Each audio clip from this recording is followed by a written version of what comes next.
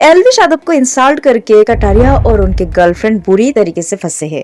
कुछ दिन पहले एक ब्लॉग वीडियो बनाए थे कटारिया ने उनके गर्लफ्रेंड के साथ। उनके गर्लफ्रेंड बातों बातों में कह रही थी बिग बॉस छपरी का शो है वो नहीं देखती, और बाद में उन्होंने शायद ट्रिम करने के लिए बोल दिए थे वीडियो के वो पार्ट, लेकिन कटारिया ने उस पार्ट को ट्रिम करना भूल गए। जैसे ही वो ब्लॉग वीडियो आया वैसे ही जो एलविश के फैंस है वो बहुत ही ज्यादा भड़क उठे कटारिया के ऊपर। बहुत सारे फैंस बहुत ही गुस्सा हो गए कटारिया के ऊपर कि कटारिया का इतना नाम जो है वो सिर्फ और सिर्फ एलविश यादव की वजह से है, लेकिन अपने दोस्त के लिए ऐसे मनोभाव रखता है कटारिया और उसके गर्लफ्रेंड। इसके ऊपर बहुत सारे लोगों ने कटारिया और उसके गर्लफ्रेंड को बहुत ही बुरा भला कहा। एलविश के हेटर्स बहुत खुश भी थे। उनका कहना यह है कि अब कटारिया और उनके गर्लफ्रेंड भी मानते हैं कि एलविश छपरी है। बहुत सारे लोग ये भी कह रहे थे कि कटारिया के गर्लफ्रेंड ने मुनावर फारूकी को छपरी कहा है, ना कि एलविश यादव को। जैसे लास्ट टाइम बेडरूम का अलग था, बाथरूम का अलग था, वैसे था इस बारी बस सिंगल लाइन चल रही थी। मुझे तो पता ही नहीं था ऐसा होता भी है।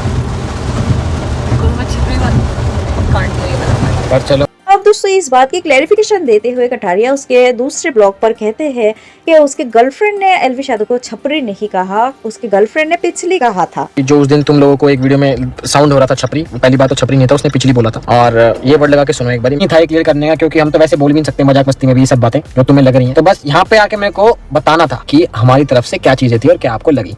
कटारिया के स्टेटमेंट के बाद से कटारिया उसकी गर्लफ्रेंड को और ज्यादा हेट मिलने लग गई है। फैंस ये कह रहे हैं कि कटारिया के लोगों को गधा समझता है जो ये सब बात कर रहे हैं। मतलब इतना झूठ वो मुंह पे कैसे बोल सकता है।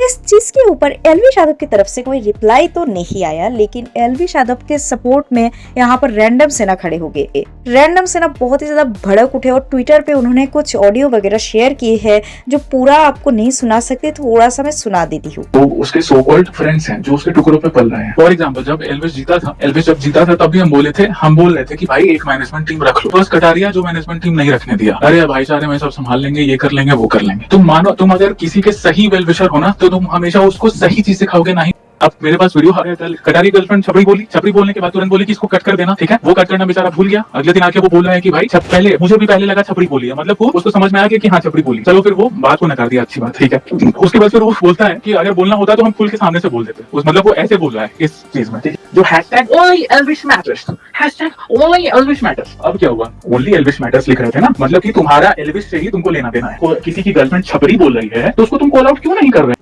रैंडम सेना यही बोल रहे हैं कि कटारिया अगर उनके सच्चा दोस्त होता तो ये ऐसा मनोभाव एलविश यादव के लिए नहीं रखता, क्योंकि आज कटारिया जो भी है सिर्फ और सिर्फ एलविश यादव के वजह से ही है। उनका कहने का मतलब यही है कि कटारिया के गर्लफ्रेंड को एक एपोलॉजी वीडियो बना लेनी चाहिए, बोल लेना चाहिए कि ये सब गलती से हो गया। तो दोस्तों आपको क्या लगता है, कटारिया उसके गर्लफ्रेंड को माफी मांग लेनी चाहिए एलविश यादव से, या फिर दोस्ती के खातिर ये सब छोटी मोटी मजाक चलता है? कमेंट पे लिख के जरूर बताना। हमेशा ट्रेंडिंग और अपडेटेड रहना चाहते हो, सब्सक्राइब एंड लाइक प्लीज।